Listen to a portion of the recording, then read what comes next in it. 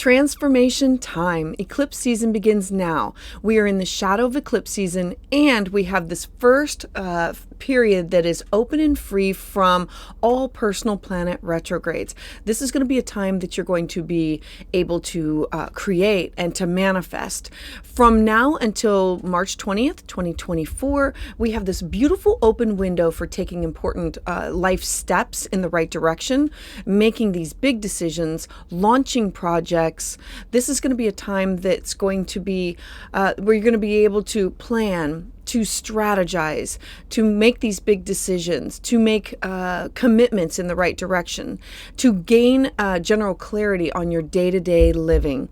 Eclipse season really revs up about 4 to 6 weeks before the first eclipse in the series, and it extends 4 to 6 weeks after the last one. So this eclipse season is going to be going back and forth between the energies of the me and we sectors of your life. This is the Aries me and the Libra we.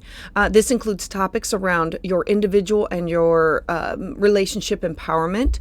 It's going to be areas of your life where you have either given away your energy and your power, and that you are now asserting healthy boundaries in order to move forward with into the future. For more on this, on the Aries and Libra eclipses, please check out the link above for the nodal shift. Hi, I'm your astrologer, Patricia Tate, and this is your February 2024 monthly astrology forecast. To get updates as soon as they're released, please subscribe. So let's dive in. So for Sagittarius Sun and Sagittarius Rising, the eclipses are affecting you or occurring in your 5th house of pleasure, joy, childlike activities, where you take risks, and art, music, creativity, and your personal goals, hopes, wishes, dreams. And so between now and the eclipses occurring at the end of March, and then on the April 8th eclipse, there will be people, places, and things that will be eclipsed in and out of your life, sharing those themes. For more, you can check out my video on shifting the nodal axis.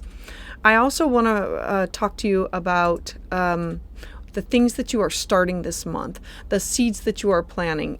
Any projects that you have, any activities, any connections that you have, February is the month to do it.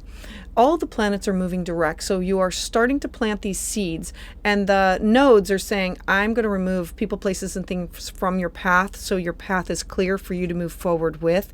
It's just a matter of you aligning yourself with your best and highest good.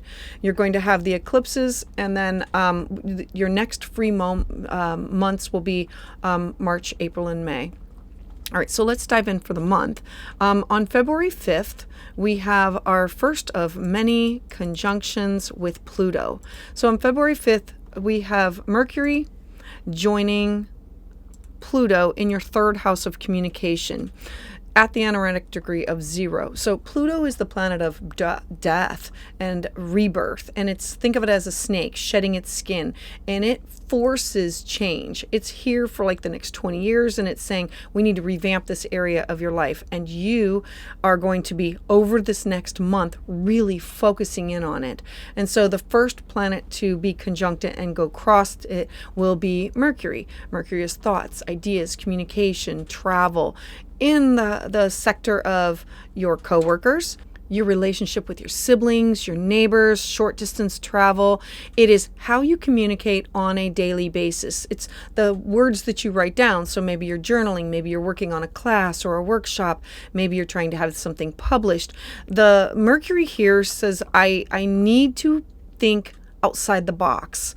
It's unconventional ideas, it's unconventional relationships, it's connections to other people, it's chatting and having these ideas of one person, maybe a neighbor, introducing you to somebody else, or a coworker introducing you to somebody else, or you meeting somebody through a cousin or your aunt or your uncle. Now, because Pluto is here, Pluto is causing this focus with intense and unrelenting communication. Like, go back, refocus on that, say it again, find out that information. If somebody's introduced to you and you need to go back and reestablish that connection with them, that'll be up to you. Pluto here is offering you this intense energy to say, I want to work on the change. I am ready for it. I need to think outside the box and have these unique ideas. And I need to make a plan for my future, for my goals. I need to be able to try new things. I need to pay attention to these intuitive flashes or these premonitions or the synchronicity of hearing a song, finding a feather, finding a coin, angel numbers, somebody connecting you up with somebody else or meeting somebody else, either through work or through home or through family. All of these are going to offer you the opportunity for plans for change. All right, so let's move on to February 9th. On February 9th, we're going to have, it's a serious planetary pileup in the sign of Aquarius. So this is your third house.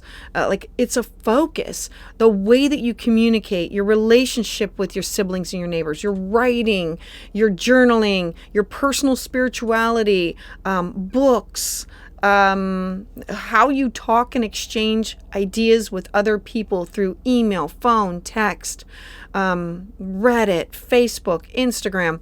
All of these topics are going to be a focus of you gathering information from a wide range of sources. And on February 9th, we've got this huge planetary pileup in the sign of Aquarius, like all ideas and thoughts about wanting some beneficial change, and how do you go about doing it. On this day, there's going to be this new moon. A new moon is a fresh start, a clean slate, a new beginning, when the moon and the sun come together to say, let's start something new here. Let's plant a seed that will grow over time. And so you're planting a seed for beneficial change, to be more independent, to be open and willing to try new things, to expand your social circle, to work on goals for your future. Now, at this time, this new moon is also square to Uranus in Taurus. So a square is energy that has to be integrated. It has to be brought to, the energy of one is at odds with the other, and how do we work together to make both parties happy? And so Uranus and Taurus is your daily habits. And it's your daily habits, your mental, physical health, well-being. It's your mentors, it's your guides. It's your health, your well-being. It's connecting to yoga or your chiropractor. The sixth house is literally where you are of service to others, but also having to take care of yourself and thinking outside the box with how are you going to work these two, how do you work magic with these two things together and not let impatience get the best of you? How do you channel this energy into a positive way that you can integrate it into your daily habits? All right, then on February 13th, we're going to move into Mars entering Aquarius. So when Mars enters into the sign of Aquarius, it is now the next one that gets to pass by Pluto. Mars is fierce and loyal and intense and fiery, and it has think of it as a samurai sword wanting to cut things and remove things. And Pluto is the planet of transformation and death and rebirth. And these two together, it's intense desire of wanting to transform your communication skills, your daily habits. Mars being the planet of passion and energy and drive. And when it comes into the sign of Aquarius, it's saying, I'm very enthusiastic. I have the motivation. I have the desire. I'm future oriented. I have these thoughts, these ideas. I want to try this idea.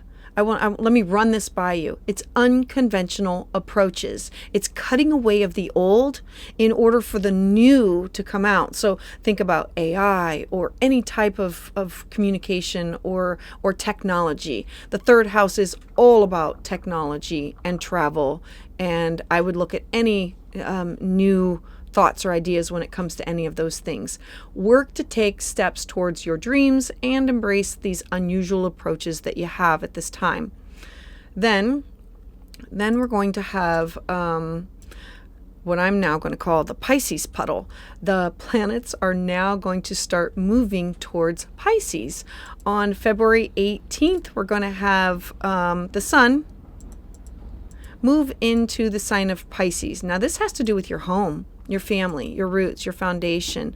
It's real estate, it's property, it's people who feel like family or people who raised you like family. It's your genealogy and it's your past. So now you're taking all these innovative ideas, and now it's moving into water and intuition and compassion and imagination, and it's going to be strong over the coming weeks. And so how can you connect to your subconscious? How can you strengthen your intuition and release what's holding you back? Maybe you take this new information and say, I'm going to dive into my genealogy. I'm going to use AI, or I'm going to use the computer. I'm going to use this technology to better something that has to do with your home, your family, it has everything to do with your ancestors, your foundation, your traditions. Maybe you dive into where you got these traditions from. But all of that is going to be open for an opportunity for creative thoughts and ideas and imagination to use the technology that you have. All right, then the very next day, on February 23rd. On February 23rd, we're now going to have Mercury now enter into the sign of Pisces. Now, Mercury was in Aquarius, gathering all these thoughts and ideas, reaching to the ends of everything, using technology, and now it's in the sign of Pisces. When Mercury moves into Pisces, it's about imagination and expanding the way that you can find the solution to things, or creative projects and ideas, and using your intuition with what you know you can do, or hey, let's try it. Let's use the technology in a different way. It's taking it and dreaming up different ways in order to use it. Mercury in Pisces in your 4th house is also about beautiful words and writing and journaling and music. And so you could be using that with your technology also. All right, then now on the following day, we have a full moon in the sign of Leo. So we have the sun at the bottom of your chart, again, still focused in this Pisces puddle at the bottom of your home, saying, I'm in my feels, I'm following intuition, I'm in a heart space center. And now we have this full moon that has to do with something with your career, your job, your legacy, your reputation, authority figures. This could have you ending a project. This could have you ending something that has to do with government or authority figures, or something that has to do with your job or your reputation. It could be a natural ending, or this could be something that you're ready to end and say, no, I'm ready to move in a different direction. This needs to end. So having a full moon in the sign of Virgo. Virgo is detail oriented, it's structured, it's organized, it wants to maximize productivity. So you'll be wanting to tackle those small projects and tasks and say, let's finish this, and this all at the same time. I'm going to encourage you to make sure that you are adding self-care to your to-do list, because that's what always goes to the back burner. Now, there is, with this full moon, there is Venus in Aquarius. She's still in your 3rd house of communication, connecting people, places, and things, and gathering these ideas and these communications and technology. And now she is in a square with Jupiter in Taurus. Jupiter in Taurus is in your 6th house of your daily habits. It's your mental, physical, spiritual health, well-being, finding a guide, finding a mentor. And so there's something that's in a square that has to be integrated in order for you to have success with this full moon. You have this full moon that's ending, but what does this communication, this technology, how does this help you with your daily life, your daily habits, your health, your well-being, your nutrition, your self-care? This also, the Jupiter in your 6th house has to do with balancing your home and your work. So all of these topics will revolve around this full moon at this time. So Sagittarius, I would love to hear your thoughts about this in the comments below. Please join me live Tuesdays at 6 p.m. Eastern Standard Time, where I offer new moon and full moon astrology consultations. For a private consultation, you can schedule that at willowgracemystic.com. And to get updates as soon as they're released, please subscribe.